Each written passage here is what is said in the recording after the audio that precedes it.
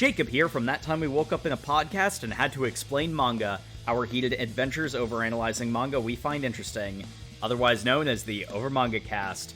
This week, I hope you're ready for some surprising parentage reveals, anime supervillains, and a shocking amount of overland marching for Vikings as we return to the brutal world of Vinland Saga. This week, we read chapters 17 through 35 of Makoto Yukimura's epic. So, grab your weapon of choice, watch those fingers, and enjoy the show.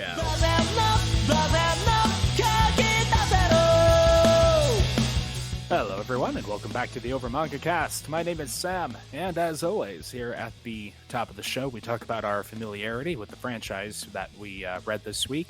Though this is another revisit, so I guess going down the line, does anybody have anything new to say about Vinland Saga since last time? It has been a while.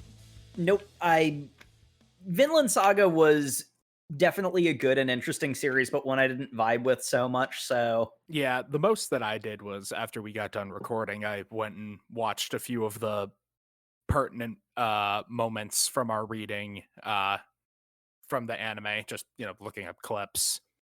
Particularly the fight with Thor's and Askeladd, that was really good. But Matt, Jay, how about you guys? Nope, nothing here. I don't really vibe with Vikings outside of this, so yeah. I didn't check into it. All I vaguely remember is I went on a fever dream about how this would have been better as like an 80s cartel movie. I don't really remember where that bit went, but listen to the previous episode. If I remember right, it was an 80s teen drama. Though there were a lot of drugs being talked about, so I understand why you thought cartel. Okay, that makes sense. Yeah, Thorfinn the orphan wouldn't let Askeladd take him to the sock hop or whatever. You're not my real dad. Okay, we're not resurrecting this bit. Hey, that energy is very much... sit in his home and drink his mead. that energy is very much still in there. It is, but we'll have to get to that. Less so. Yeah. Because we start off our story with a little lesson in history of the Danish invasion of England. We specifically join in the year 1008 AD, where the Danes are pushing into the Isle of Britain and making some pretty severe headway. Yeah, talking about the Danes' Law era of the British Isles.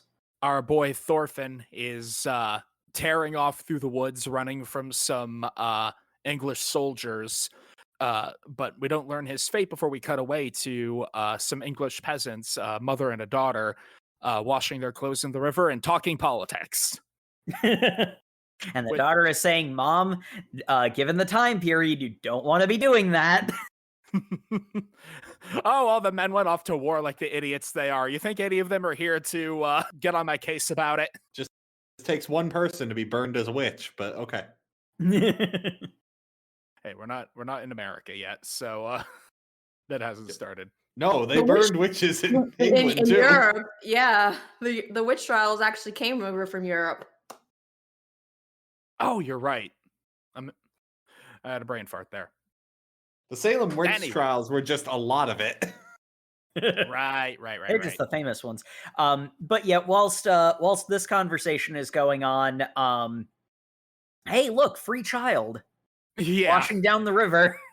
Yep. It's Thorfinn, looking mighty hacked up. Arrow in his shoulder, slumped against a log. The peasants take him in and help him get back to health. Give him some food and, comment on the fact that he looks like freaking barbarian. Yeah. He gets more fleas in the house than the dog does. And you're like, wow, what a cute little domestic scene. Thorfinn getting, the experiencing the love of a family again. The mother even goes to bat to protect him when the soldiers that were hunting him wander into town and are like, hey, is that kid the same kid we were hunting last night? No, this is my son, John. To be fair, the people looking for him do say, hey, we're looking for a Danish boy. He murdered 3 people. And she's like, this is my son, on. That is an important bit of context. We learned that Thorfinn had taken out several soldiers before being chased into the woods. Yeah, and this is all in service to it's actually a different version of a conversation that's happened before. Previously it was between Thors and Ylva, where it's like this these like competing ideas of pragmatism versus idealism, self-interest versus altruism, where the mother is, it's like, this is a child in need. We're going to take him in. We're going to protect him. We're going to get him on his feet. Whereas the daughter is like, the soldiers could just like kick in our door and kill us all. Maybe we should kick the stranger out who does not speak our language. I believe it's at this point where after the soldiers leave, Thorfinn looks to the mother and daughter who had taken him in, and says in the best English he can muster, "Please leave. Something bad is going to happen, and you know where this is going." Yep. Oh, wow, look at this. The perfect opportunity for Thorfinn to leave his life of vengeance behind and just return to a normal life as a child. And that does not advance the plot. No, can't do that. Who are we kidding? This is Vinland Saga. He hasn't suffered enough for this goal that won't be worth it. Thorfinn runs off to, just casually burn a house down. Commits just a little bit of arson, which is all the signal Askeladd and the boys need. We mentioned what we basically read last time was a prologue. This is actually a really good first chapter relative to like coming back to the story, because that is kind of a microcosm of a lot of metatextual narrative of the previous reading. That sort of idea of weighing the practical with the idealistic, having two characters who represent those extremes, and then Thorfinn torching it basically with his obsession with what ultimately amounts to toxic masculinity, and then Askeladd's over there just being a supervillain casually. Yeah.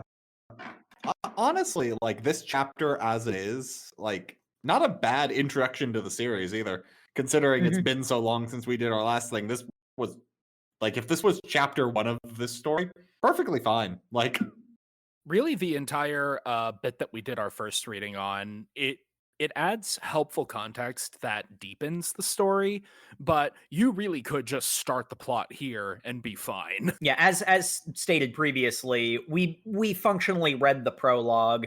It would definitely be a lot thinner if you don't have that section. It's a very smart way of structuring it, because if you're reading it all in if you're like marathon reading it, it doesn't like break the pace of it meaningfully, I don't think. But at the same time, if you're reading it in pieces, like as it's coming out, or if you're reading it like regularly but not all at once, it's a good way of framing everything properly. And of course, the Vikings show up and start taking over the town. Thorfinn sees the kind family, screams at them to leave in Danish, so they don't understand. But of course, the old woman is too shell-shocked to do anything, just stands there consumed by the Viking horde. In a bit of uncharacteristic cutting away from the violence moment, we don't actually see her get brutally murdered, but we can assume that she was.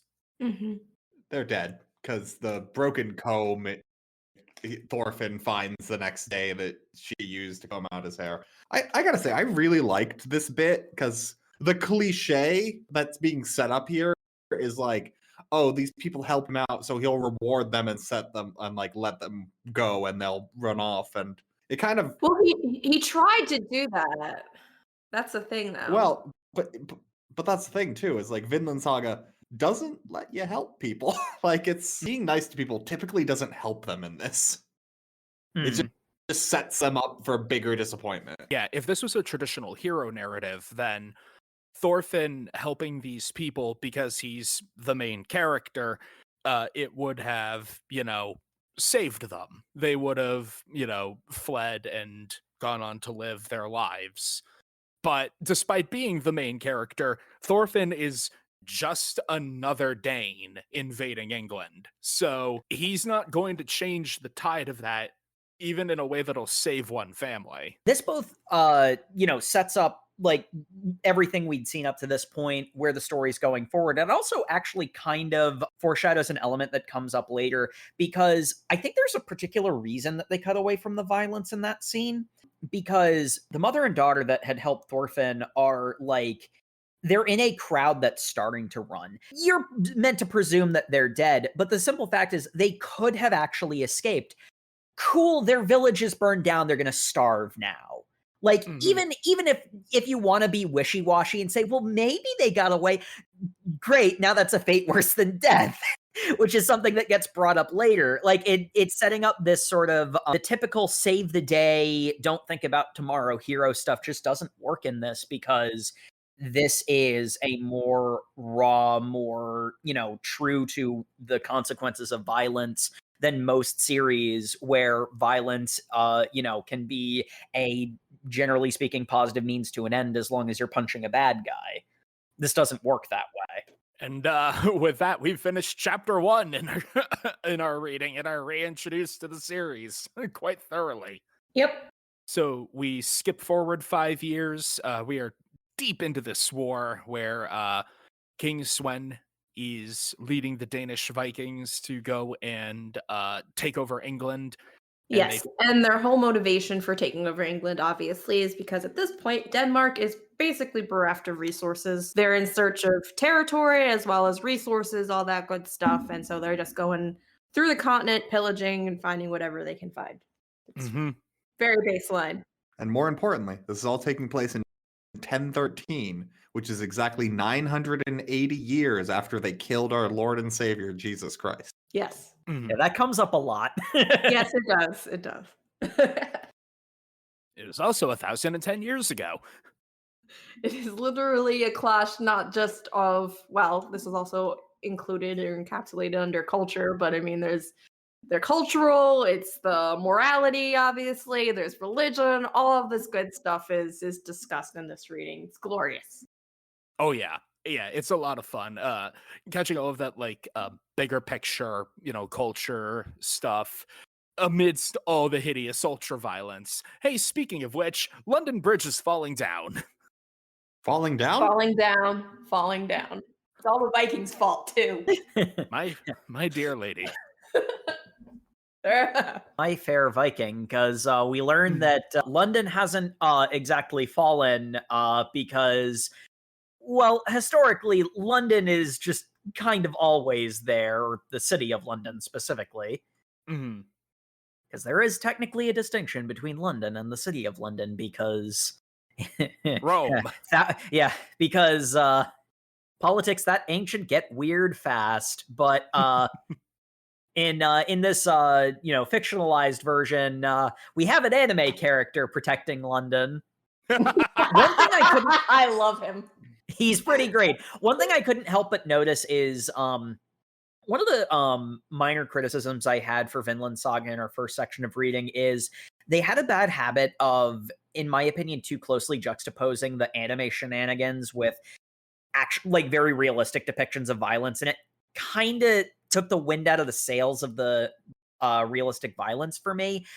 There was a lot more cartoon, anime violence, and I think it fit the tone a little bit better that it was trying to set. It didn't have to be, weighed down by, something that was heavy. It let it have a little bit more fun without, taking out this, and whilst not taking out the sting of, this is still ultra violence being, wrought against, people who may or may not deserve it, et cetera, et cetera. Leaning into the cartoonishness of it, they did it just enough that it exemplified how brutal all of this was. And they're going to try and take the River Thames, but London Bridge is stretched across it as a defensive fortification. And there are a bunch of weird logs in the river. How about that? What's up with that? This is a fun, slow dawning realization of how anime our primary antagonist of this reading section was. Yep. I really liked this because the way that we are introduced to Thorkell is the Jomsviking, the guys from last time who went to go recruit Thors in order to kill him, because freaking that's the way this manga works. That's the way this manga works, and everyone is named Thor something. Very non-original names. They sail up to the bridge and shout up, "All right, Thorkell, quit screwing around. Come back to the Danes." And he's like, "Nah, it's more fun to be on the losing side. That way I have to try." Yeah, there's like this whole speech from the main Yorm's Viking guy where it's like, you should know what the winning side is. Choose the winning side. Yeah, I know the winning side. That's why I'm over here on the losing side. Look at these guys. They don't stand a chance. This is great. I love how when he's introduced, this line is thrown in such a way that you're like, this guy is some kind of idiot who's just like super battle hungry.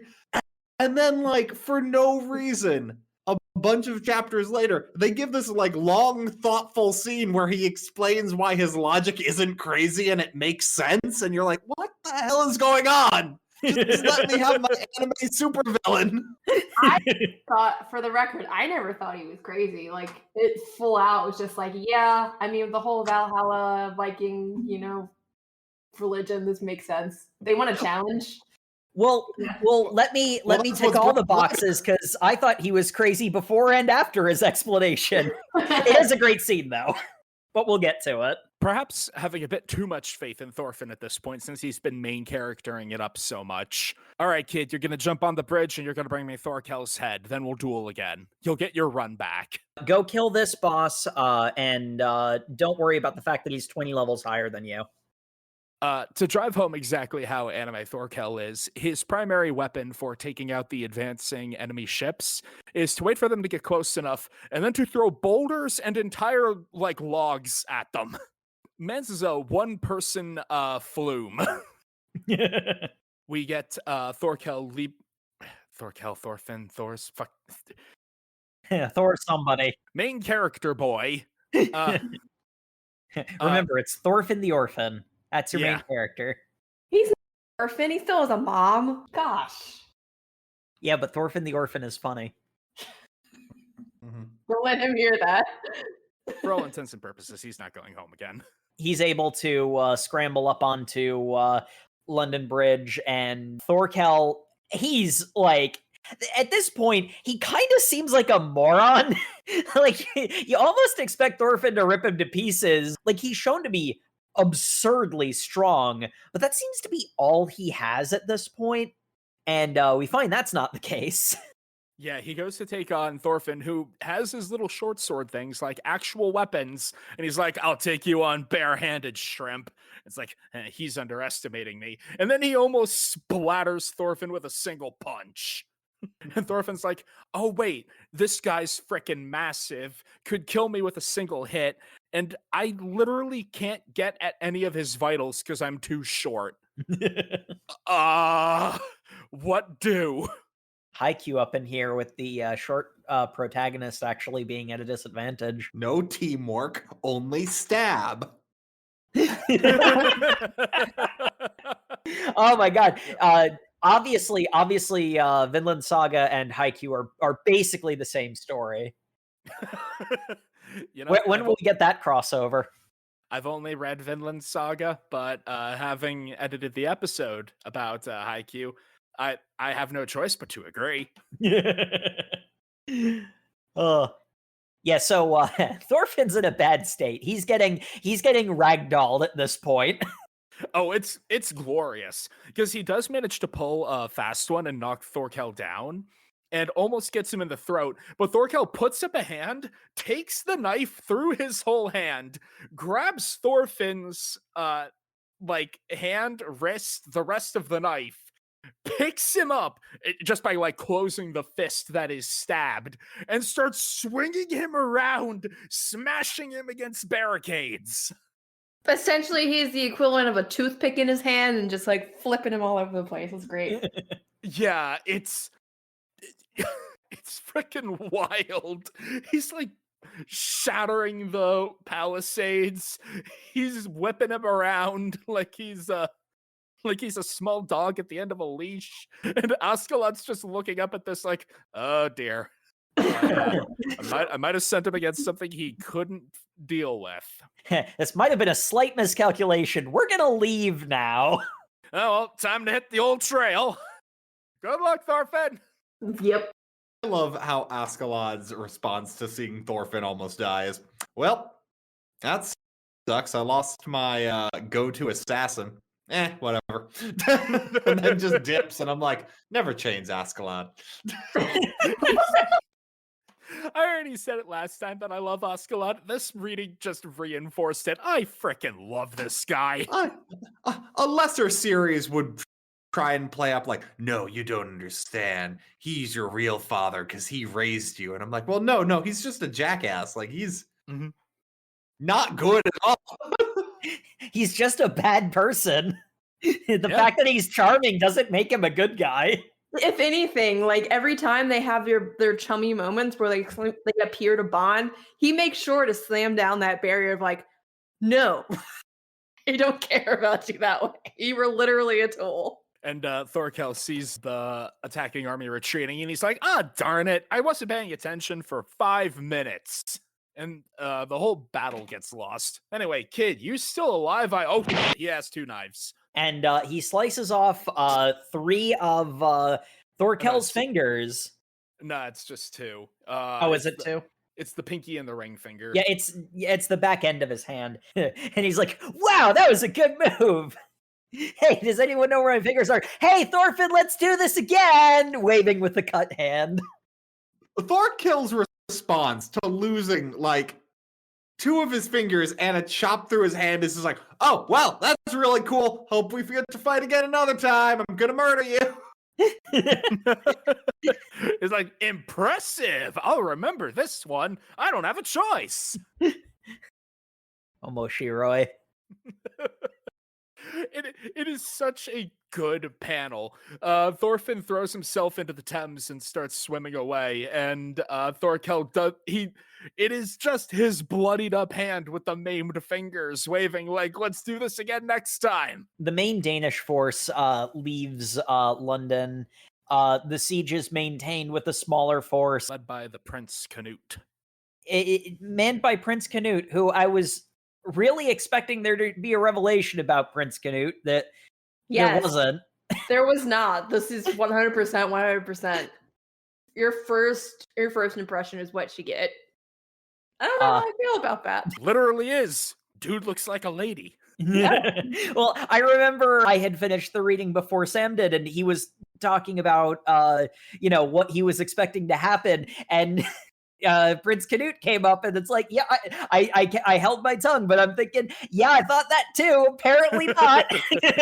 No, he does really pretty. He's really pretty, and he likes to cook. I know. Perfect husband material, honestly. I like that they went that route with it and didn't do the sort of at least obvious to the general manga reading audience option. Mm-hmm. But we don't meet Prince Canute yet. Yeah. Alas. We have a scene that I enjoyed because it was sort of our, chaser, our bring back down to reality. Because we just got done with the rad-ass anime boss fight between Thorfinn and Thorkell, and then we cut to the Danish army, hospital area where they're tending to the wounded, and it's just panel after panel of wounded people. There's the dialogue of the main characters happening, but all throughout the background there's people screaming about how it hurts, they're dying, just kill me, put me out of my misery, what happened to my eye. The thing that got me, the thing that was the most poignant to me was there was an unharmed guy just walking through all of this human misery, and you can hear the tone in the voice just from the body language of the art of anyone wants to die, just let me know, I'll make it quick for you. Like, it's so casual. It's like anybody want a peanut, but it's like for that. Yeah. It drives home the mundanity of that level of suffering. Mm-hmm. And more importantly, too, you've got these people who are dying and in pain, and more so than I've got my leg cut off and I'm dying of infection, is the deep withheld fear of, if I don't die in battle, I'm going to hell. So please run a sword through me. Like, the differential, like, culturally. It's not necessarily like, oh my gosh, you're that low. It's kind of like, no, this is how you will go to whatever salvation or whatever. It'll end their pain, but it's also like, If I bleed out, if I die to an infection, I'm not going to Valhalla. exactly. The Valkyrie won't take me. And as is pointed out by several characters, Ragnarok's a coming. Yeah, it's basically like being read your last rites. Mm-hmm. Except with a With a sword sword. through your chest. that's Exactly. pretty metal. It Yeah. is metal. Bring that back. Wait, Priest hold should on. be. No. Priests should carry swords. That would be cool. You heard it here first, folks. I think there's a movie like that coming out. Priest with a sword. The sequel to Cocaine Sword. Bear.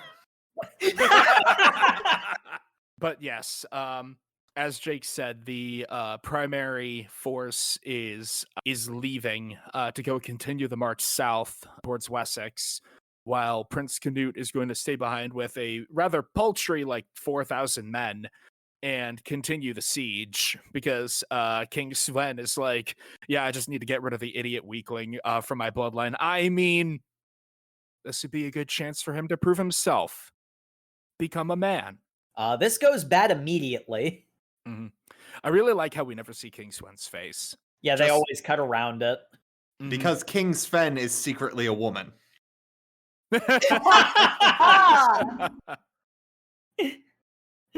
Honestly, I'd respect that twist. Thorfinn crawls his way out of the Thames around all of the bodies and is taking stock of his injuries as he meanders back over to the marching line. Meanwhile, Thorkell is bemoaning the end of the siege, saying, "Come back here and fight me some more," while everyone else is cheering victory. He has one of the most expressive faces in this manga, and that's Mhm. not a low bar. That's a very high bar. Ow. He somehow expresses more than Pac-Man from last reading. Yeah. We have gluttony at home. Thorfinn rejoins the Danish column, pops his shoulder back in just to prove to Askeladd that he ain't no better. And they continue on their way. They don't get very far before the siege of London ends up coming up again, because the next story bit, strictly speaking, the next story bit we get is Askeladd reaffirming that he is an asshole. That he is the villain. Yeah. I actually really like the start of this next chapter because we had the scene of the battlefield hospital, the human misery, people begging to be executed by sword and all of that. And just in case we haven't really hammered home the human suffering brought about by this war, the like various atrocities and terrible things that are happening, we open up next chapter. Thorfinn's having a nice dream of him as a kid in Vinland with his family, living a happy life. And Thor's basically just turns to the camera and says, "Do you really think this revenge nonsense would make me happy?" And Thorfinn wakes up point blank on a bunch of Danes about to rape a woman. Yeah. Mm-hmm. Just wow. Well, you thought they were just pillaging? There's the rape part of that too. No, I knew about that. It's just that it gets acknowledged so explicitly. The manga really says, hey, just in case we weren't driving home the brutality enough, here is basically the sacrificed lamb figure saying how all of this is bullshit, and here's more of the bullshit. Here's more of the atrocity. Because it's basically just Askeladd's band who broke away from the main column to go and do a bit of pillaging on the side while still heading towards Wessex. And Thorfinn sneaks away from the camp because they're being all rowdy to go and sit alone on a hill. And Askeladd is there, and they end up having a philosophical discussion about the nature of time and the passing of man's glory amidst some Roman ruins. And it's real calm and serene and makes you think. And wait, wasn't there several atrocities happening back there? Right. Askeladd getting very, very, very, very poetic. This will not be the last time. Mhm. The juxtaposition is very striking, and I enjoyed it as it wasn't exactly like a break from the plot and the violence. It was a slower beat in this this arrangement of misery. Like, not for nothing, if all Vinland Saga had to say is war am bad, there wouldn't be much to cover. This sort of whys of, like, how did this happen? You know, what are people doing it for? The way that Askeladd is, like, talking about, and this ends up being really important to his character, the way Askeladd talks about, like, glorifying a past that was probably not as glorious as he's making it out to be. You know, adding all this poetry to the very real and complicated history of the British Isles, you know, sort of aggrandizing to Thorfinn, who doesn't care because, like, he's dealing with all of this suffering now, you know? That's right in front of him. You know, it makes the "My name is Ozymandias" statue not really have the same appeal to him, because he's dealing with much more pressing issues that are at once significantly more grave and yet also so unnecessary, and, like, you know, like, what's the value in it all, right? And putting that next to Roman ruins from the time when Rome ruled Britain as Britannia is especially poignant, because anyone with even a modicum of classical history knows about the various terrible things that Rome did in the name of their glory. And now here is a column in the middle of nowhere in Britain as another war of seemingly equal importance to the people fighting it rages on. The metaphor is just kicking you in the teeth at this point. Askeladd's whole speech here, though, does really ring through like all of like our reading, at least, was his whole thing is like, look how great the world used to be, and then they got beat, and the world got worse, and then those people that beat them, we beat them, and look how we're just making things even worse than that. Like, the world's not getting better. It was at a peak, and it's all downhill from here. Yeah, Askeladd is of the opinion that the end of days is upon us. The twilight of man is happening now. Ragnarok is but 20 years away. Which, that's a take. Says something about doomsday mentality and how not okay it is. You can justify a lot of really terrible things when the world is going to end in 20 years. Such as Askeladd and Thorfinn find a messenger from the siege in London, where they find out that that has gone horribly. Off screen, Thorkell went and mollywopped them so badly that he captured Prince Canute and is going to go and like parade the hostage around in order to get King Swen to surrender. Well, no. To get King Swen to attack him so the fighting can keep going. He's very clear about his goal here. He doesn't care if he wins or loses. He just wants the fight to keep happening. Yes, this man is very much unhinged, and I love it. Right. I almost forgot who I was talking about for a second. How dare you? Unhinged is I don't know if I'd go that far. I think he's very hinged. The problem is his worldview depends on a completely separate thing from... Well, that's what I'm trying to say. Like, you were saying, like, he seems insane, and I'm like, no, it's very logical if you like view it through his lens, and he's just like, no, I want the path of most resistance. If you view it from a crazy person's point of view. Now, Jacob, we can't just say alternative worldviews are a form of insanity. That's colonialism talking. The worst part is there's actually some truth to that statement, but... Point being, the prince has been captured, his forces routed, and that guy was like the last guy going to inform King Sven and just happened to stumble across Askeladd and the boys. So Askeladd, hearing this, goes, so you're saying there's an extremely important person who is in prime position to be saved and shower glory and rewards upon us in these final days. That's an interesting way to put it, but you do basically have the long and short of it. Now give me a horse so I can go contact King Sven and blah! We'll give you a sword instead.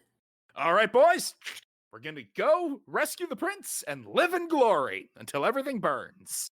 This is why I love Askeladd.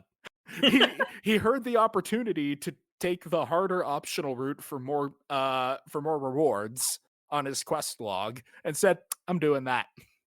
I want the XP. So here's the thing, Sam. I'm just realizing talking about it now. No, this is Askeladd being like 9-10 levels above everyone else. Because what you just quoted is what he told his men. That's how he got his men to go along with him. That is not his goal here. Well, to be fair, there at this point in the story, there's no way for the audience to know what his goal is, because there is my favorite scene that is still a little ways off, because we've got some pretty great shenanigans upcoming, but there's a particular scene that... Oh, no, I'm just saying, I love the fact that while revisiting this, you're like, oh, wait, no. Askeladd's not just a mad lad. He is like 9-10 steps ahead. Wow. Yeah. Like the best thing that you can do is whenever Askeladd says literally anything, assume it is a lie. Assume it is the exact opposite of the words he's saying. That is the plan, as has been presented to the boys. So now, marching we will go to save the prince. I do believe this is also the point where we get the motivation for Thorkell, and he's very much in the camp of the only proper way for me to die is to die in battle, so I'm going to keep fighting on whatever side prolongs this war until I am no longer around to. And I'm just sitting here like, I love this Gundam antagonist. This is a great Gundam antagonist. Well, yeah, because his whole thing is just like, yeah, you know what happens the second we end this war? People basically aren't going to want to go back to war with England again. We're going to be stuck in peace for who knows how long. And then I'm going to die not in battle. What is this nonsense? This is another good kind of downbeat chapter, because it's Thorkell's forces marching through the woods, and it's, chatter amongst the men of what they're going to do with their victory, talking about their various pillage, talking about all the English wenches they're going to deflower. It's just real charming stuff. One of the better written, because it is so gross, elements is the image of an English woman in their head is very telling. It's one of those ones where it's like, oh, eek, thou shalt not commit adultery. When you create a straw man in your head, it's easy to commit terrible things to what that straw man represents is a problem that still happens in the world to this day. But a lot of the meat for Thorkell in particular, like specifically him, he is basically bantering with Prince Canute's attendant. Ragnar, old conehead. Yeah. I like Ragnar. That's mean, but it is an accurate description of his character design. He's got a cone for a head. He is from France. One of my favorite bits was in all this, they are kind of they end up kind of discussing theology, because they talk about Christianity, and it's like that I saw a depiction of that Jesus guy. He looked like a real scrawny puke. He would never stand up to Thor. I don't know, but I hear he's a wizard. He can walk on water, make bread appear out of thin air. I hear he's got this magic spell called love.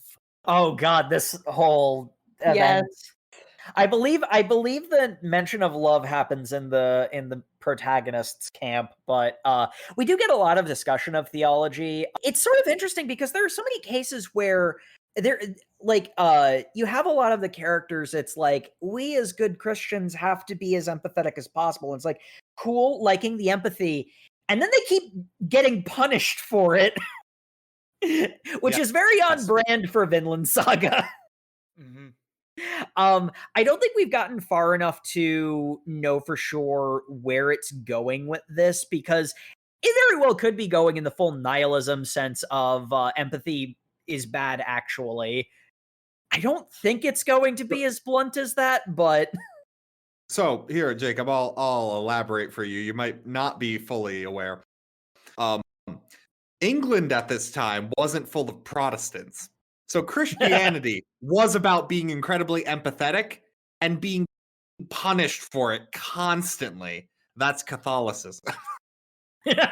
You deserve every bad thing that happens to you. So be a better person by being empathetic. The reason all of this comes up is because Prince Canute and Ragnar are converted to Christianity. And they are joined by a very drunken priest. The best. Dropping one-liners all the time. He sure is a character. He is completely silent until he finishes sobering up, at which point he leaps to his feet and screams out for God's love. I can see you, my Father above, God in heaven.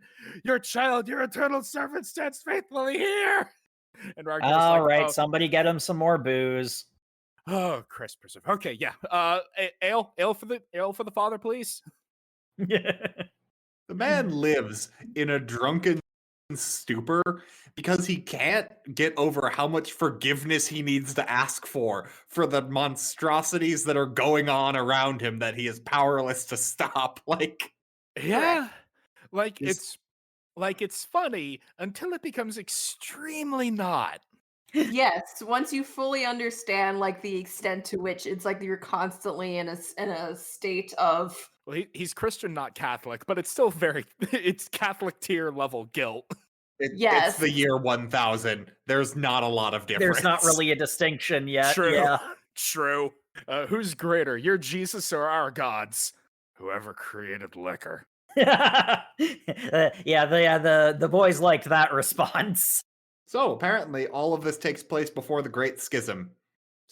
So there is actually no difference. Ah. you have Christianity and then everything else. Well, Basically. you have whatever you call Odin worship. Paganism. Paganism. Well, But that's there's a general different term types. for There's everything. a different type of paganism. Because then you have the Hold on. pagans fighting each other. ASATRO. Asatro? I don't know. Because you tend to just lump paganism with everything else. Hold up. No. This is not the worship of the gods, but only of giants and the ancestors. It's also a relatively modern term. That doesn't make any sense. Well, I know there's a few pagan revivalist traditions out there. Norse paganism, I guess, is what you would call. yes, Yeah. because you have Wiccans and there's also various other pagan religions. They're not all the same. There's a 'cause- lot of traditions that didn't really have names because that was just the thing that you did in that community, and it wasn't until the spread of Christianity that things started to get categorized. So, And despite having a perfectly good writing system, they didn't write down quite a bit of it. Well, I'm just saying, like, who else could have foreseen it? It seemed like a good idea. Well, Odin, but he wasn't talking. What else did he sacrifice that eye for? Sacrificed it so he could have the wisdom to then subsequently restrain that wisdom from everybody else because he's a dick. But anyway, all this good-natured theological discussion is cut short when a ambush from the woods takes the caravan by surprise. the remainder of Prince Canute's forces almost literally says, "We have you surrounded, at least from this side." Thorkell, stand down! You're completely surrounded. You have no choice in the Wait, they're just releasing the hostages. Oh, thank goodness, they're just releasing the hostages. We are super bluffing. We have a tenth of the forces that we said we do. At which point Thorkell shouts up at them from the bottom of the hill, "There, I released the hostages. Now you can run away like the pansy-ass cowards I know you are." No, don't do it. I know what you're thinking. Oh, crap. They've already started running. Yeah, poor Ragnar. He tries so hard to talk them down, but he's like, he called me a pansy-ass coward. And a very one-sided battle ensues. Well, one of two very one-sided battles ensues. Well, a very one-sided battle ensues. Then the fire gets started. because Askeladd has never faced a problem head-on in his entire life, and he doesn't intend to start now. His grand master plan to retrieve Prince Canute is to set the entire battlefield on fire, douse Thorfinn in water, and send the boy in and hope he finds the VIP. You know what? Sure. And because Askeladd is a supervillain, this plan works perfectly. Yeah. Yes. It does. We have a really poignant moment where two soldiers stumble out of the smoke, and like they're both Danes, they're both speaking Danish, and they're like, "Oh, thank God, we're finally out of that." Yeah, I was about to choke in the smoke. Okay, where are we? We're separated from everybody. Hey, Master Ragnar, I'm over here. Thorkell, I'm over here. Wait a minute, you're the enemy! And they both jump each other. Like, no, you idiots! They're still in the fire, by the way. You could have just not. But Sam, they want to die in battle. Again, shift your worldview and it makes sense. Yes, I know that's the point, but still, they could have just not. And then they would have died in Why? disgrace. To die a coward as an old man? Yeah. What's wrong with you, Sam? I know, it's cultural differences. But the point of the story is to have people finally realize you could have just not. That's not going to happen for a while. There's plenty more manga left. Yep. There's plenty more time to make stupid decisions. Bring it on. All the time in the world.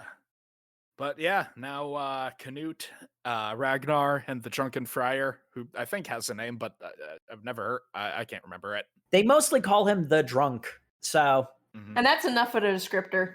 So, yeah. Prince Canute calls him father, so... his name isn't really that important. They've joined the party. They are now fleeing Thorkell's forces. And here's where we start to get some of my favorite stuff from Askeladd. It's like as they're fleeing from Thorkell's forces, it's like he's going to catch up to us. Unless we can pull something, we're not getting away. So he finds a boatman and is like, "Hey, boatman, I need you to go and send a message across the river." It's like, "Yeah, who am I sending it to? Anyone with authority." And why should they care? Because Askeladd, son of Lydia, said so. Yes, sir. That's all you had to say. Apparently, everyone knows who Lydia is. Okay. Right. I'm intrigued. I'm pretty sure this is hinted at with the various like maps that they've been showing, but they are near the border with Wales. They are directly on the border. Yeah. And this requires everyone in our readership to kind of take a step back and remember this is before all of the various islands, territories were incorporated. So this is a big deal. They do a good job of addressing the historical context of the fact that Wales was separate from England at the time, and the sort of nature of the politics within Wales of, it being a more barren area and filled with small, like, competing fiefdoms and such. People who got kicked out of England because they still wanted it to be Roman Britannia. Mm-hmm.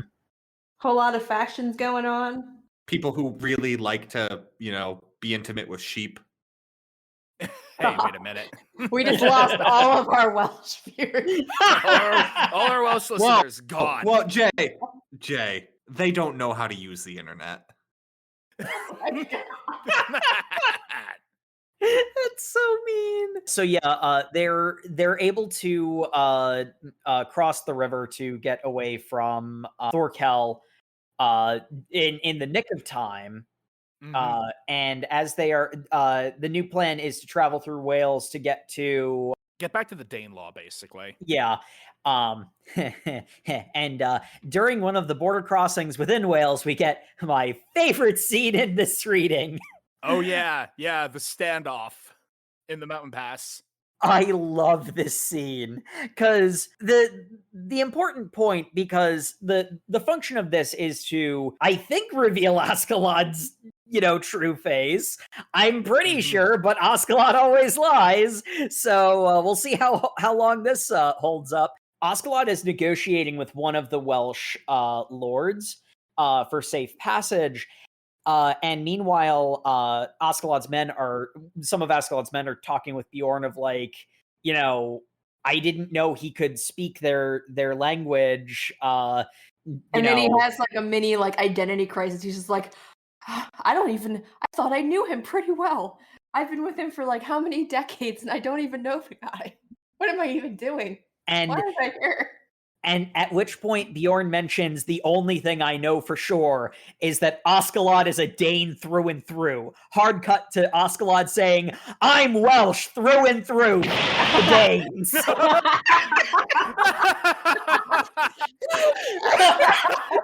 so absurd. He is half Welsh. Lydia was a Welsh princess, I think. Yeah, she was pretty high ranking, and obviously she was pillaged. And she was pillaged, taken back to Denmark, and Askeladd is one of her children from Olaf, his father, the Danish lord that had taken her, and he's like, I despise the Danes with every fiber of my being. Yes, because obviously at that point it was no one really inquires about everyone's background. They just know, okay, this is your father. So ostensibly, like, Askeladd has an impressive father. They don't ask about, As is tradition, all you ever ask a man is, who is your daddy and what does he do? Uh-huh. Don't care who your mommy was. Except in this case, it's actually extremely important. Yes. Because according to the legend and their bloodline, he is a direct descendant of Artorias, King Arthur himself. Who and that Askeladd's he says this out loud to a person, so I'm inherently suspicious of it. But as of the end of our reading, it seems to be the truth. He says his greatest ambition is to retake the British Isles for the one true King Artorias. Mm-hmm. And act as his servant. The thing that I love about this, it's not necessarily in this chapter, but it's a little later. We get a flashback to young Askeladd with his mother when she was sick and dying in the stables. Yes, she was literally, kept by Olaf's bedside until she got sick, and that's very inconvenient. So we're just going to put you out in the stables to die. And she told young Askeladd of the legend of King Artorias and how he went to Avalon in the west. And it's like, what's Avalon? Well, Avalon is this bountiful land. It's a paradise of eternal wonder where no one can die. And there King Artorias is tending to his wounds, where he will come back as our savior. And this draws a massive parallel between Askeladd and Thorfinn, because now we learn that they are both on these mad vengeance quests to avenge a parent, and they are both driven in part by legends of a bountiful western paradise. Thorfinn looking for Vinland, and Askeladd looking for Avalon. It's not super subtle, the idea of you could either have your vengeance or you could have paradise. Both of these idiots pick vengeance. This is the result of that. I had completely forgotten Vinland was even part of this. It's in the title. I just thought it meant Viking land. I don't know. You know how many times One Piece has actually come up in One Piece? Like 3. You know what? Good point. Yeah, no, Vinland is an actual thing. It was Canada. Vinland is Canada. It was Minnesota. Eh? I thought it was Greenland. Or was it Greenland? No, you gotta go to the land of my Vikings, yeah? Get some cheese curds. Yeah, specifically the cheese curds. Yes. It's either Greenland or Canada or both. Geographically, they are very close to each other. And I could see why they'd be considered one and the same, but I'm just saying. Yeah, there is the element of it is a mythological land that was probably based off of the real geographic locations, thusly stated, because, really nowhere in the world that is a perfect, flawless paradise where no one ages or dies. At least not that I've found. Yep. Except, coincidentally, southern Florida. That is my ultimate goal. I guess I have to choose between that and my ultimate vengeance against my nemesis. That's a tough one. Well, we'll see how it works out for Thorfinn. It'll be Jacob's Saga. For my sake, you better go to Florida. I'm just saying, old age doesn't kill anybody in Florida. It's everything else. Yeah, I'll die as a true Viking. In the maw of an alligator. Wrestling those scaly doggos. Bumpy water puppies. We're really off topic at this point. The point is, there are really cool parallels between Askeladd and Thorfinn. And because we do flashback to some of this, as much as I've been making jokes about Askeladd always lies, this really does seem to actually be his real motivation. The Welsh diplomat is convinced by this, in part because believes Askeladd's intense hatred of the Danes, and also look at that big ass prince. Do you really think he could do anything? Yeah, they just basically shit on the prince a lot, except for like, yeah, he could be valuable. That's about it. We're going to install him on the Danish throne. He is going to be my puppet, and I will ruin them because I loathe the Danes. He can't stop telling everyone but the other Danish characters how much he hates the Danes. Yep. He later on does hold on to that. He very much tells them. We'll get there. How he really feels. Yep. Yeah. Everyone on poor Prince Canute, even Thorfinn. Thorfinn goes, your first rogue character in a tabletop, by looking down at Canute and going, pathetic. You're really my age. The prince is aware that people look down on him. He's not shocked by this. Well, I think that's actually an important point because Thorfinn's the only one who openly speaks ill of the prince to his face. Canute reacts to that. To say, that he's lacking in intestinal fortitude, I don't think is unreasonable, but he shows that, like, not all of his passivity is based off of cowardice, that he does in fact have a spine, but he has a, particular way because of all the political intrigue he's dealt with in his formative years. He says that later on, I think. We don't get into it too deeply, but it starts the first time he and Thorfinn interact with each other, and Thorfinn's just like, you're pathetic. And he, gets up and starts yelling at Thorfinn, let me explain to you why you're wrong! Which, indeed is a nice moment of him asserting himself, that's, do that more, that's what we want of you, sort of, Thorfinn bringing out, an inner strength in the prince. You should have told those Welshmen that you would use their eyes as jelly on your toast. I am a diplomat for a foreign nation. I can't just shoot my mouth off like that. My words hold weight. And just take that energy and literally just think the Welsh or Thorfinn. Channel that energy. Just like they say, imagine people in your underwear, imagine people are Thorfinn. Just compare the numerous things they have in common, like the amount of fleas. This is the new bit. We don't have the 1980s Americana drama. We have Matt bullying the Welsh. They deserve it.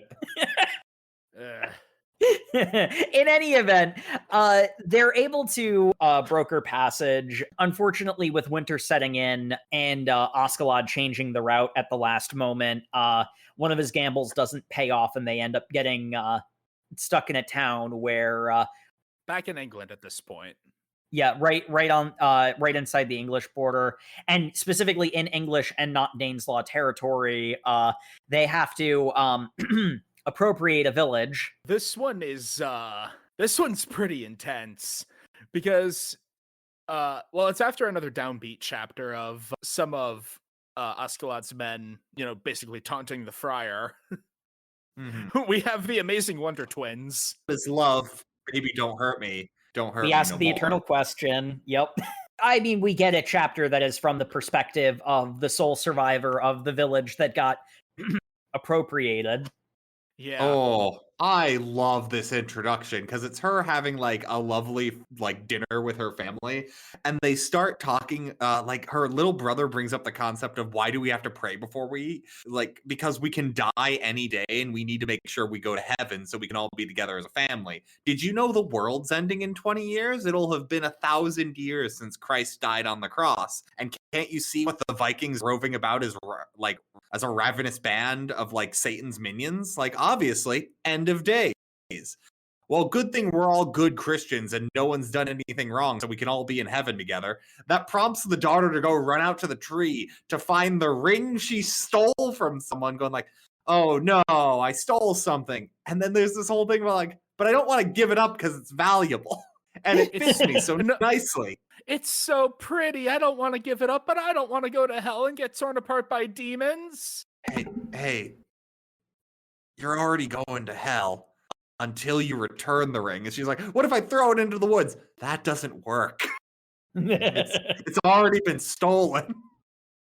Yeah, but then the strange serendipity of her going out to have her little guilt trip in the snow means that she's not home when the Vikings show up, round everybody up, and kill them all. You know, for liability's sake, because you can't have anyone potentially wandering off and, you know, Alerting telling English. anyone.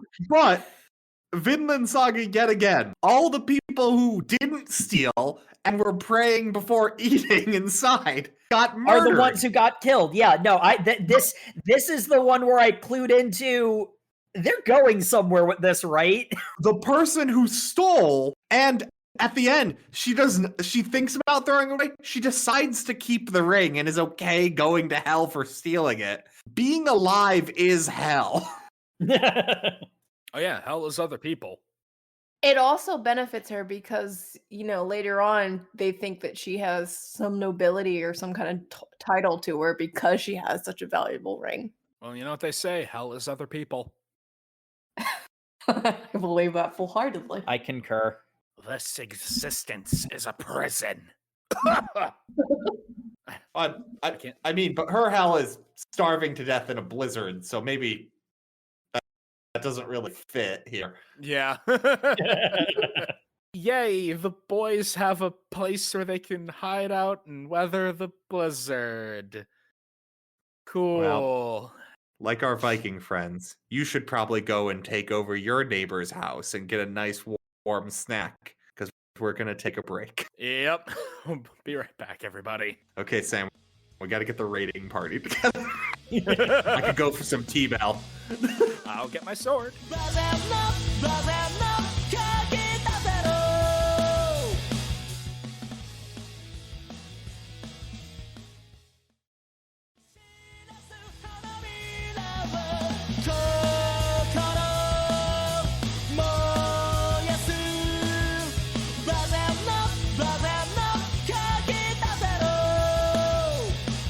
And welcome back to the show, folks, where last we left our Danes. Well, actually, Floki and the Jomsviking were back in the Dane law, going up to King Sven and being like, yeah, so your son is totally missing, then he's dead. No, we haven't actually confirmed a body, he's just missing, then he's dead. So my younger, bolder son can be my new son.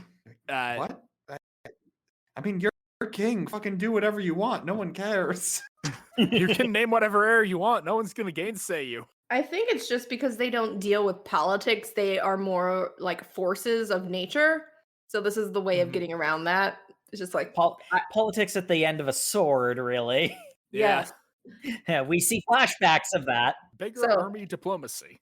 Yes. So he can't choose an heir. That has to be like a natural force of things has to decide the heir. And, you know, the natural force, you know, can come from anywhere. Like, that natural force is me conspiring to kill one of my sons because I don't like him as much as the other. Yeah. You know, nature. Yeah. But while this politicking is happening, Thorkell is mourning the fact that winter has brought an end to the battle. Meanwhile, his men are having a very homoerotic feast. Numerous people are naked. Yeah. There are women now. Quite something. As you do.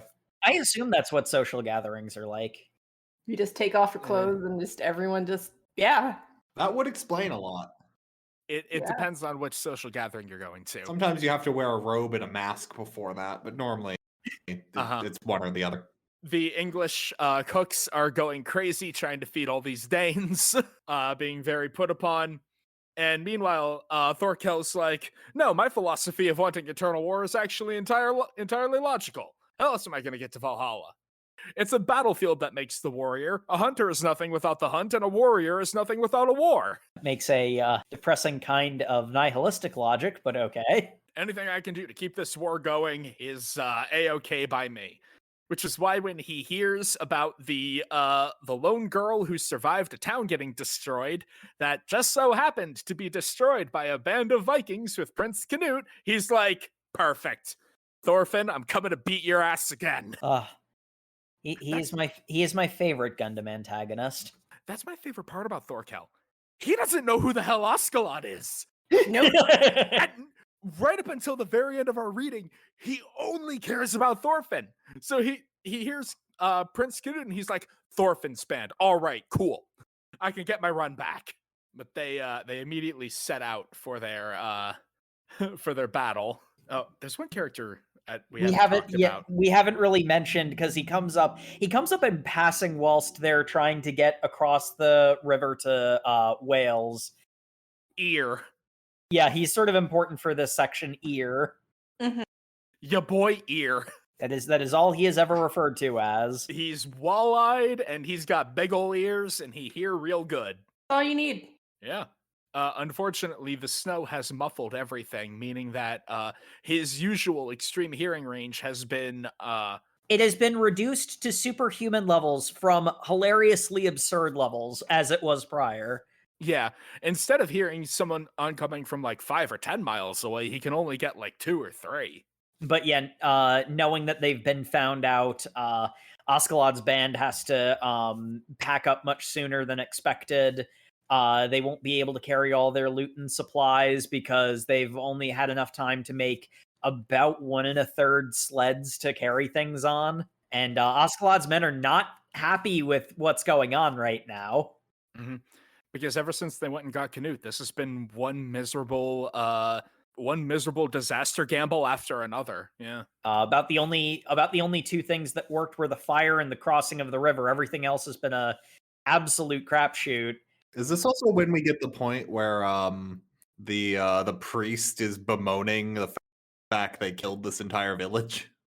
Oh yeah, this is. Because during the raid, the priest actually ran out in the middle of village and started trying to yell and warn people in English, got his lights knocked out by some of the other Vikings who are about done with his nonsense at this point.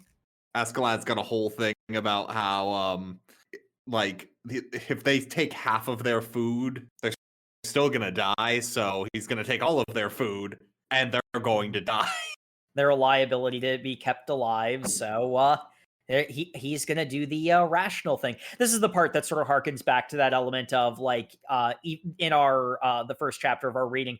Even if because it cut away, you want to believe that the mother and daughter survived, they'll be in the situation that Askeladd was saying that these villagers would be in. It would honestly be more merciful to put them to the axe now. But regardless, that the Christians are not too happy about just wanton murder of people who have surrendered.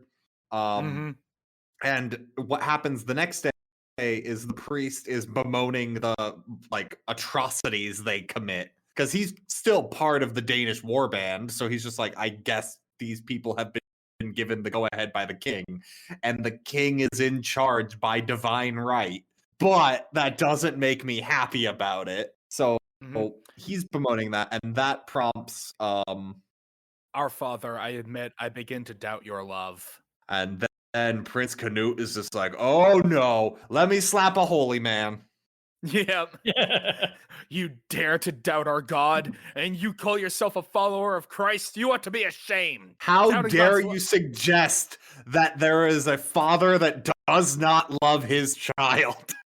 You want to retake that one, Chief? No, but the thing is, the look on Canute's face He knows. Well, yeah, it's a defense mechanism from Canute because he knows. Yeah. And he knows he knows. Because people have really healthy coping mechanisms for trauma in this manga. Mm-hmm. Yeah, no. Ragnar is just like, oh, he's huffing that copium. We actually get a pretty wholesome scene where Thorfinn catches a rabbit and goes to Canute and Ragnar. Well, it starts out a wholesome scene. Canute reveals that he is a decently skilled chef, and they make a very tasty stew out of the rabbit and some leftover veggies. And once again, Thorfinn having just a nice, cute little domestic scene. It's almost like... Unfortunately, these are not treats befitting a prince of Vikings. So I was about to say they don't even actually get to eat because Ragnar gets called away, and Prince Canute's like, "Well, we'll just wait for him." We'll be back in a moment. Ragnar is furious and demands to go speak with Askeladd, with the people that, or with the soldiers that came to get him, and they're leading him through the woods. It's like, oh yeah, the English forces found us. Askeladd's holding them off. But yeah, we got to get moving. This is absolutely ridiculous. I've never seen eye to eye to him. He's defied me at every turn. And wait a minute, I hear the fighting over there. Shouldn't we be going that way? Wow, you actually just figured it out. You're an idiot, old man. And then one of the crewmates vents, and one of the soldiers pops out of the snow and runs a whole spear directly through Ragnar from behind. It's a brutal shot. It's a brutal shot that is only, and I do mean ever so slightly, but only ever so slightly undercut by the fact that he was stabbed directly in the slow death monologuing organ. It is a fatal wound, but it takes a while. If anything, I had to say like he was punctured through a lung. I thought he was stabbed through the stomach. I don't know. Which is the slow death monologuing organ.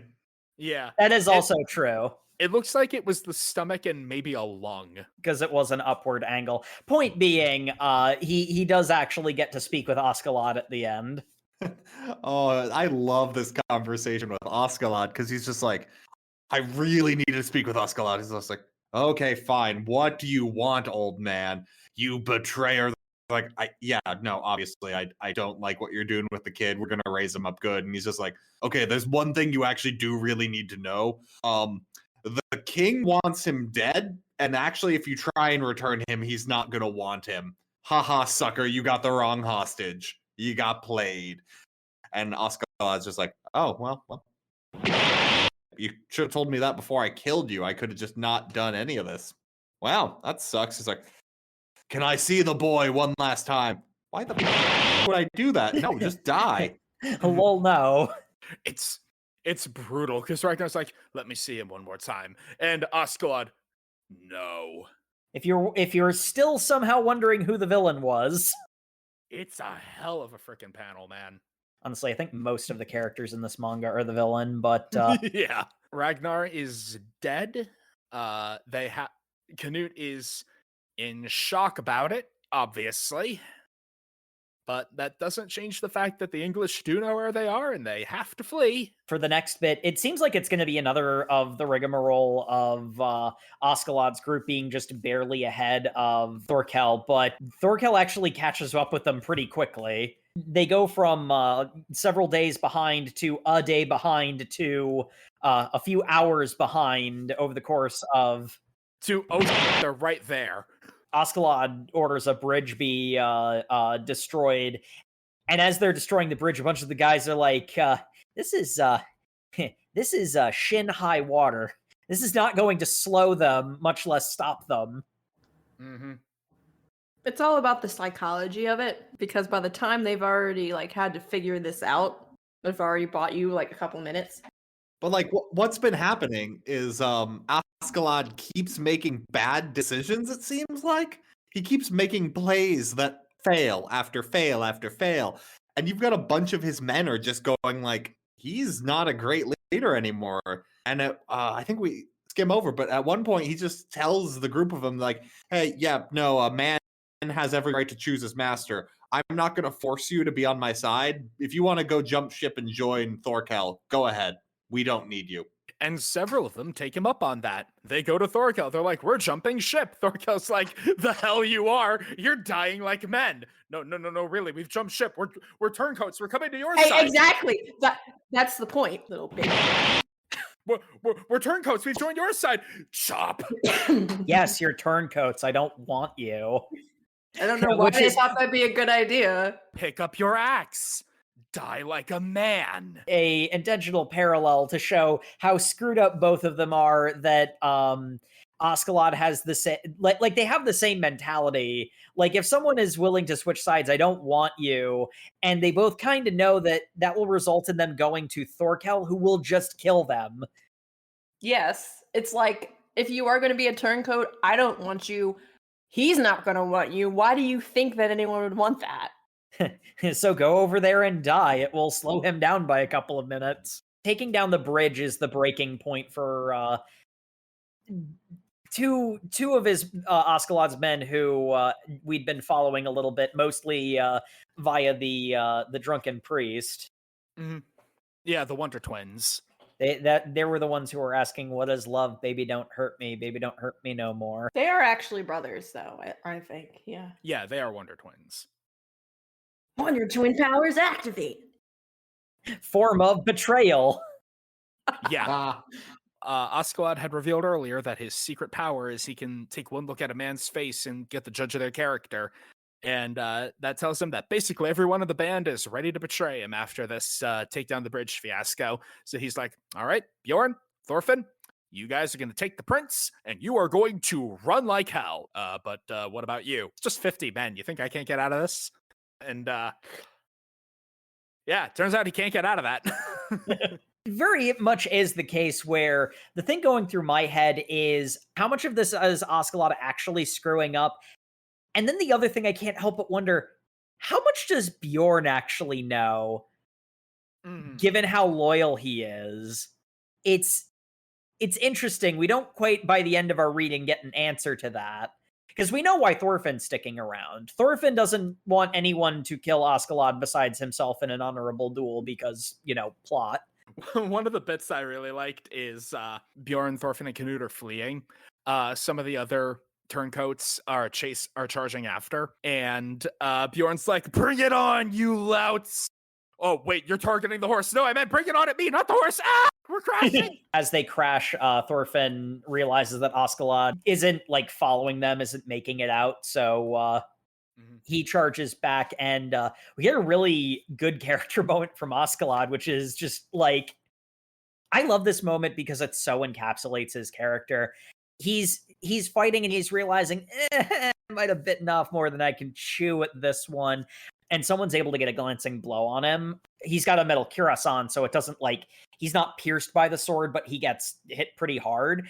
And he, in a rage, turns on the guy and cuts him through his shield. Through his shield?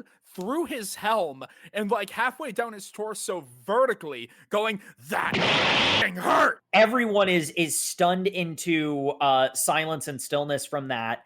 And then he gets up out of his stance, looks around at everybody. I'm sorry, I kind of lost my head there. I'm normally more composed than that. I promise I won't yell at you again. Yeah! You can, and again, it's like that sort of reaction. It's like, is there a plan here? There definitely cannot be a plan here, right? But the one wild card factor that could potentially get him out of this is Thorkell shows up, and he's like, so I heard there was a guy called Askeladd here who's a badass. You in the middle of all the men, you're the badass, right? I am Askeladd, yes. All right, cool. Where's Thorfinn? I want to fight him again. Meanwhile, Thorfinn tearing back on a horse. Askeladd, no one's allowed to kill you but me. Thorkell, there he is. Time for my 1v1. I'm just going to Albert Wesker this horse really quick and punch. He proceeds to punch a horse at a full gallop. That's a thing that happens. He drives his whole ass fist through the whole ass torso of this horse. It's mind-blowing. Yeah, this is part of what I was saying, that the cartoon violence is on full display there. Thorkell is just absurd, with very much intention, but Thorkell is just absurd. this is actually where we leave off with the cliffhanger of Thorkell and Thorfinn about to face off. Whoever wins gets Askeladd. What a ride of a read, huh? Mm-hmm. But as always, we must ask the seminal question of favorite character. I said it before, I'll say it again. Askeladd. This just reinforced why I love this guy. He is the smarmiest bastard. He is the worst asshole. He is the biggest dick on the planet. And he is just so fun as a trickster hero, or trickster villain in this case. And the revelation of his backstory, it's like, yeah, okay, cool. I like Arthurian legend. He's a descendant of King Arthur, whatever. That's secondary. The parallels that it draws to Thorfinn, it just further proves the point that everything in this story is screaming in Thorfinn's ear, just break the cycle of vengeance. Just walk away. Live a quiet life. That is the best revenge you can get. And Thorfinn just sticking his fingers in his ears going, la la la la la la la. Literally, the dream of his father tells him that. And he's just like, no. This is the second time in our reading that the ghost of his father has come to him in a dream saying, you know this is a bad idea, right? If it's not a ghost, it's like implied that like if dreams are motivated by your subconscious, this like would say metaphorically his father's ghost. Let Thorfinn knows that vengeance is dumb. Yeah, no, Thor, very much so. I was actually going to mention that. This is a good showing of the fact that Thorfinn knows that this is stupid and he shouldn't be doing it. So, here's the thing. Is it stupid, or is it just not going to make him happy? Because I think Thorfinn is aware that vengeance isn't going to make him happy. I think there's a part of him that thinks vengeance isn't necessary. Like, it is justice to him. Like, it is a wrong has been committed. It needs to be righted. I know at the end of this, I'm going to be just as miserable as I am now, but a wrong will be righted. To that same idea, the story is still basically doing the same thing of the best justice you can get is to just go live a quiet life. Because there's that whole scene with him and Askeladd in the Roman ruins. It's like, look how far justice got these people. They're just as gone as your father. God. It's a bit more subtle in that regard, but see, I think it's still trying to send the same message. Mm-hmm. But yes, I do agree with you, Matt, that at this point, Thorfinn isn't doing this for him. He's doing it for the nebulous concept of justice, and he needs to realize before it destroys him that don't mean. Well, he's also doing it for like the memory of his father, because he's just like, he never would have lost a fair fight, which is why he keeps wanting a fair fight with Askeladd, which is an insane thing to ask for. This does not follow the rules. Don't apply the rules to people who constantly break them. But yeah, that's why Askeladd is my favorite character. Matt, who's yours? Thorkell. Thorkell's amazing. He drives all of the plot in this reading. He's got like the wacky cartoon and like he's got Wile E. Coyote energy. And yes. It's then just backed up with, hey, I know the Wild West is over, and I want to go out in a blaze of glory. I don't want to be an old man and not like die a warrior. I want this to be my final battle, and I'm already stronger than everyone else, so I guess I just need to keep making it harder on me. Very good answer. Jay, how about you? Thorkell, for all the above reasons. Yeah, he's a beast, and I love it. Just love his energy and his positive spin on such a dire circumstance. He is having so much fun in the worst possible situation. Yes. And Jacob. Favorite character, specifically on the material we read, would be Askeladd. almost entirely off of the back of that one scene where I know one thing about Askeladd. He's a Dane through and through. Cut to Askeladd. I'm Welsh through and through. The Danes. That would never not be hilarious to me. Because it's like it's a legitimately dramatic scene at the same time as being intentionally very, very funny. I love how they double dip on that reveal too, because when they're attacked, he does a similar thing where it's just like, Askeladd, come on, we really respect you, guy. And he's just like, okay, fine, you've betrayed me. I want you to know one thing. I have literally hated you from the moment I've met you. I think all Danes are stupid pig breeders, and you're garbage. You're all garbage. I've hated you from the moment I've seen you. Fuck you, fuck you, fuck you, fuck you, fuck you. Though there are two characters that the reason they're not my favorites is because we didn't see enough of them. They didn't do enough, but like I think that they're both building to potential favorite character status. In I am really interested to know how much Bjorn actually knows about Askeladd. Well, yeah, that's why I said like it's an identity crisis. Like, damn, I thought I knew this dude. And then the other one is I feel like Prince Canute could actually develop into a really cool character. Being that this is Vinland Saga, he might just take an axe to the face at some point and have his character development not fulfilled because that's something that Vinland Saga does that, the real world doesn't always have nice, clean endings is, one of the points of this story. So maybe, all the potential will amount to nothing. I love meek characters who don't believe in themselves being shown that, no, you are capable, you can do it, just get up and try. And then seeing them, succeed more and more over the course of the story. And Canute is set up to do that. And hey, even if he does ultimately just take an axe to the face, Vinland Saga is deft enough that I could see them, pulling that off really well and making that hurt really badly, which would, be the intention behind that. So I also like that they killed Ragnar. Ragnar's death was pretty intense. No, he was coddling the boy. He needed to get out of the picture. He's in a war zone, knows his liege is going to be murdered by his family, and goes, well, we're going to teach you how to make a nice little chicken dinner. And I'm like, not your priority right now. One of the things I found most interesting was the thing that they shown on was the and they very deeply tie this to that sort of hard Catholic penitence Christian element of these people doing empathetic things and only suffering for it. I don't think we've gotten far enough to see where it's going with that. It's one of those elements that is it's an interesting and different take, which intrigues me.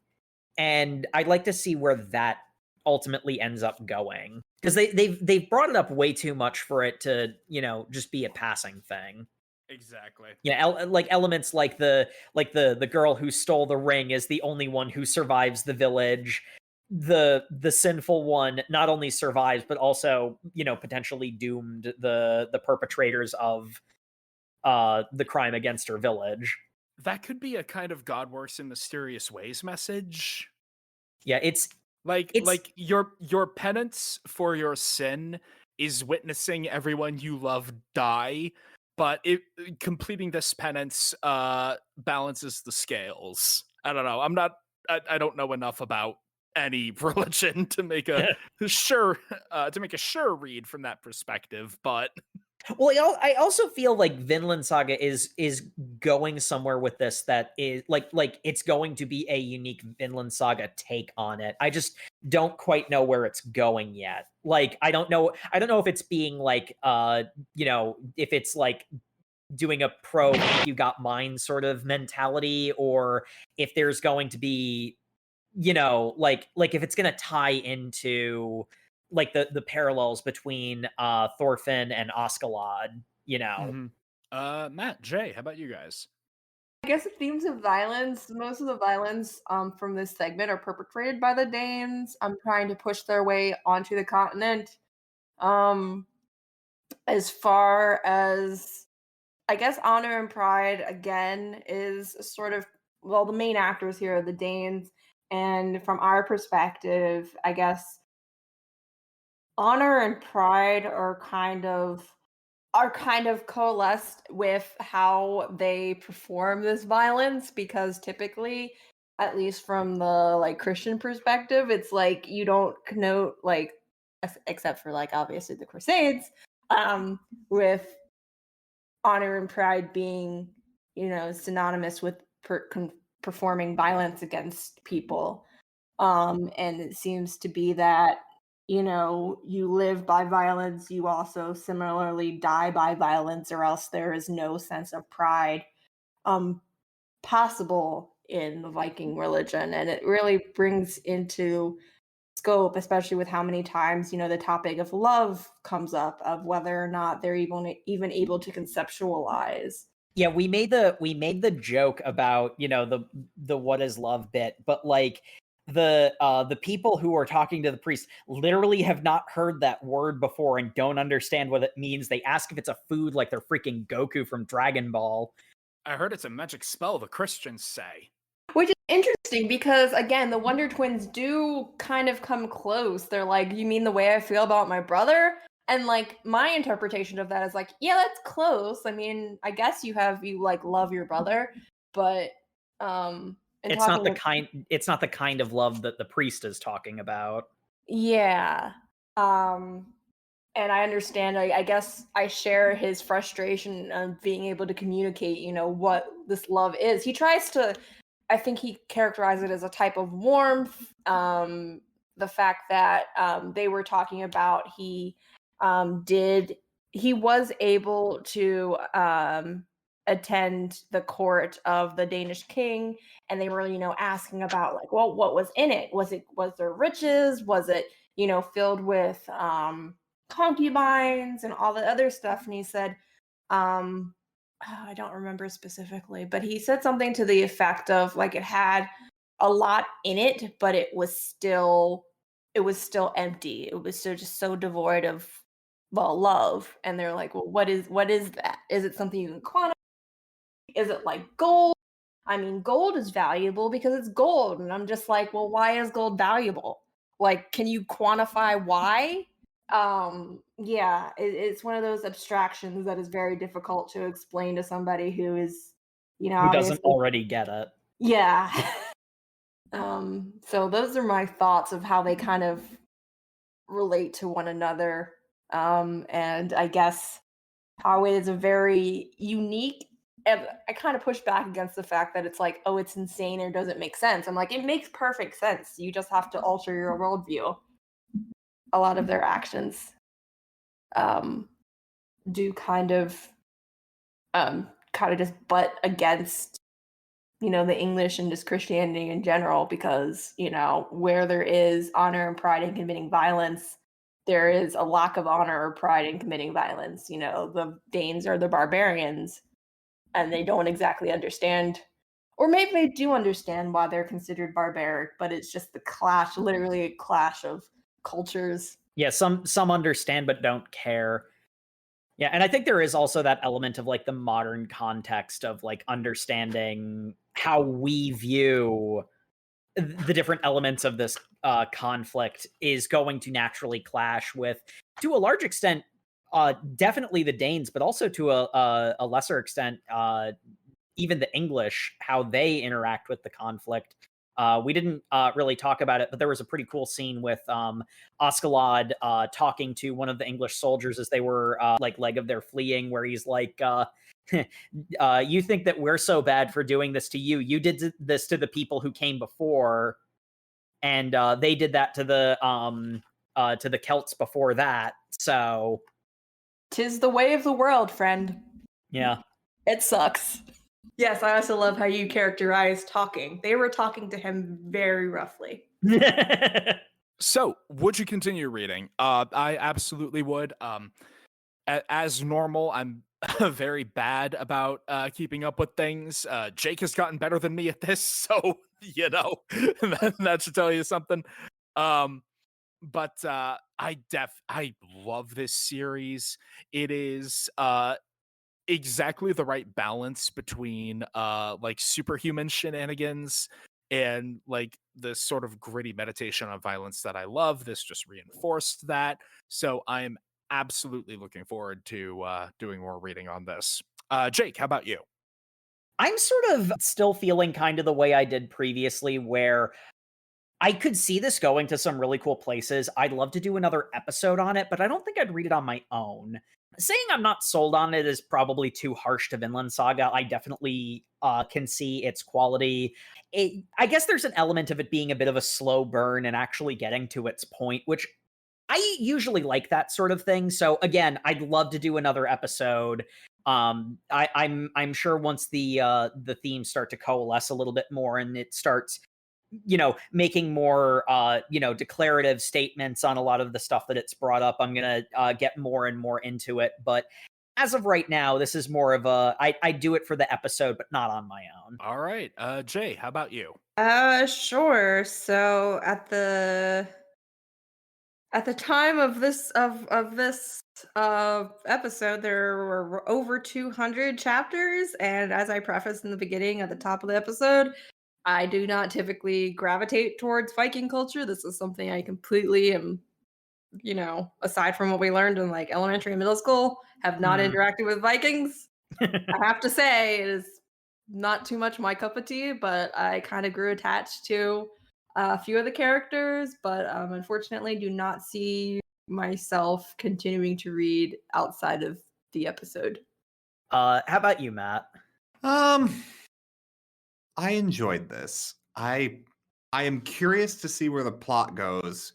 I think my problem with where we read was I felt like we read a lot, and for a lot of time there's a lot of wheel spinning where the same thing kind of just keeps happening over and over again until you hit points where things are revealed, but it still feels like there's filler. It doesn't seem to move forward. Yeah, up until you get big plot reveals, and even then it kind of spins its wheels, and like Thorkell is on their tracks, and he's on their tracks, and he's doing. It's just, it didn't feel like there was a lot of plot progression in what we read, and I thought we did like a sizable amount of chapters. Like, we're really basically where we started. So, but we also did read half of an arc, so maybe they front loaded it or back loaded it. Yeah, that is entirely I think that's probably why I'm in the camp I am of. I'd totally do another episode, but probably wouldn't casually read on my own because of exactly that. All right, and thank you everyone once again for listening to the Over Manga Cast. As always, you can find us on all of our social medias where we are at Over Manga Cast, Facebook, Twitter, Instagram, whichever one of those is actually alive when this goes out. We're also on YouTube, where you can like, comment, and subscribe. The episodes are on a 2-week delay, but it does have all of our content up there. And we also have our own website, overmangacast.com, that has all of our episodes right up to date, and you can comment on individual episodes on either of those platforms. We also appreciate reviews in any and all form. So go ahead on iTunes, Podcatcher, wherever you want.